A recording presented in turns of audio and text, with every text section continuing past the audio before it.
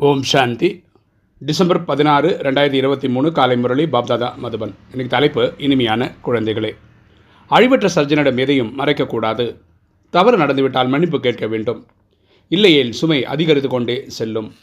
அவதூறு செய்பவர்களாக ஆகிவிடுவீர்கள். அப்பா சொல்கிறார், இனிமையான குழந்தைகளே, நம்ம இறைவனிடம், ஆத்மாவின் தந்தையிடம், அவர் தான் உண்மையான சர்ஜன். அவர்கிட்ட எந்த ஒரு விஷயத்தையும் மறைக்கக்கூடாது. ஃபார் எக்ஸாம்பிள், நம்ம உடம்பு சரியில்லைனா டாக்டர்கிட்ட போகும்போது நம்ம உடம்புல என்னென்ன பிரச்சனை இருக்கோ உள்ளது உள்ளபடி சொன்னால் தான் அவரால் கரெக்டான மருந்தே கொடுக்க முடியும். அதேமாதிரி பரமாத்மாவோட உதவின்னு போய் நின்றீங்கன்னா தான் அவர் அதுக்கு ஒரு வழி சொல்லுவார். நம்ம வழி ஏதாவது தவறு நடந்ததுன்னா உடனே அவர்கிட்ட போய் மன்னிப்பு கேட்கணும். அப்படி மன்னிப்பு கேட்கும்போது அவர் சொல்யூஷன் கொடுப்பார் அந்த ப்ராப்ளத்துலேருந்து வெளியே வரதுக்கு. இல்லைன்னா என்ன ஆகும், இந்த சுமை அதிகமாகிட்டே போகும். அது இல்லாமல் எல்லாரை பற்றியும் தவறாக பேசிகிட்டு இருப்போம். இன்றைக்கி கேள்வி, உண்மையான வருமானத்திற்கு ஆதாரம் என்ன? முன்னேற்றத்தில் ஏன் தடை ஏற்படுகிறது?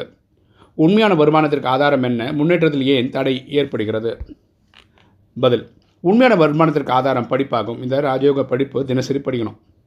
ஒருவேளை படிப்பு சரியாக படிக்கவில்லை எனில் உண்மையான வருமானம் செய்ய முடியாது. இந்த படிப்பு மேலே அவ்வளோ கான்சன்ட்ரேஷன் இல்லைன்னா நமக்கு நஷ்டம்தான்.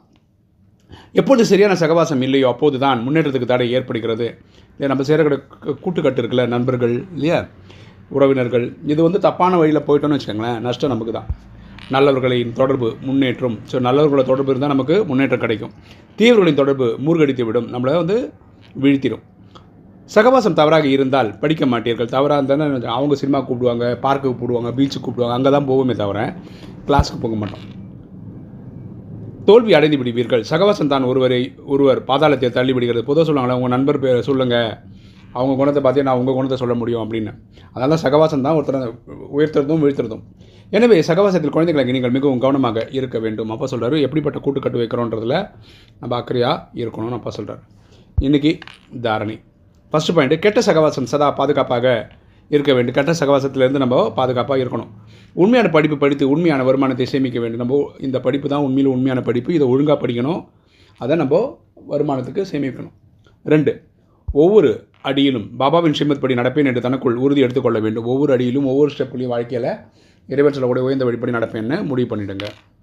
வரதானம், அனைத்து புகார்களின் ஃபைலை முடித்துவிட்டு ஃபைன் ஆகக்கூடிய கர்மயோகி ஆகுக. அனைத்து புகார்களின் ஃபைலை முடித்துவிட்டு ஃபைன் ஆகக்கூடிய கர்மயோகி ஆகுக. விளக்கம் பார்க்கலாம். எப்படி ஆத்மா மற்றும் சரீரம் இணைந்து வாழ்க்கை என்பது உள்ளதோ அப்படி கர்மம் மற்றும் யோகா இணைந்து இருக்க வேண்டும். கரெக்டாக? எப்படி ஆத்மா ஆத்மா இந்த சரீரத்தை எடுத்து நடிக்குதில்லை. ஸோ இந்த சரீரம் உயிர் வாழ்கிற வரைக்கும் நம்ம இருக்கோம்ல இந்த உடம்புல. அதே மாதிரி நமக்கு இந்த யோகா மற்றும் சேவை ரெண்டுமே பேரலாக நடக்கணுன்றார். 2 மணி நேரம் யோகா செய்யக்கூடிய யோகி அல்ல. சில பேர் சொல்கிறாங்களே, 2 மணி நேரம் யோகா நினைவில் இருந்தேன் அப்படின்னு. அப்படி இருக்கக்கூடாதுன்றார் அப்பா. ஆனால் யோகி வாழ்க்கையை வாழ்பவர்கள் அப்பேற்பட்டவர்களாக யோகா தானாகவே சகஜமாக இருக்கும். அதாவது அவங்க எப்போவே பரமாத்மா நினைவில் இருந்துக்கிட்டு எல்லா வேலையும் செய்வாங்க. அவங்க சகஜ கர்ம யோகியாக இருப்பாங்க.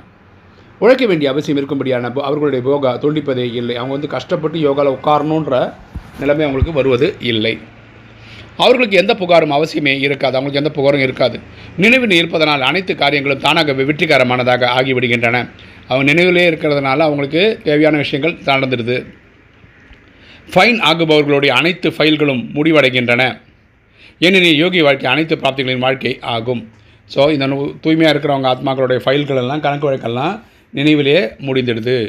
அவங்க வாழ்க்கை பிராப்தி கிடைக்குது. ஸ்லோகன், ஒவ்வொரு சமயமும் செய்யக்கூடிய தந்தையின் நினைவு இருந்தால் நிரந்தர யோகி ஆகிவிடுவீர்.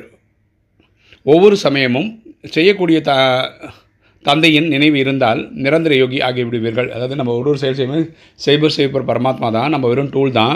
இந்த புரிதலோடு இருந்தோன்னு வச்சுக்கோங்களேன், ரொம்ப நல்லாயிருக்கும். அவங்க நிரந்தர யோகின்னு சொல்லலான்றார் அப்பா. ஓம் சாந்தி.